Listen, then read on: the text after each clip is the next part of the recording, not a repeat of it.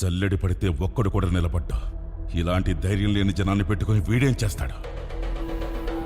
అవును సార్, మీరన్నట్టే మాకు ధైర్యం ఉండేది కాదు, శక్తి ఉండేది కాదు, నమ్మకము ఉండేది కాదు. చావు మా మీద గంతులేసేది, కానీ ఒకడు అడ్డం నిలబడ్డాడని వాడిని కాలి ముందు తల నరికాడు కదా. ఆ రోజు చాలా సంవత్సరాల తర్వాత చావు మీద మేము గంతులేసాం.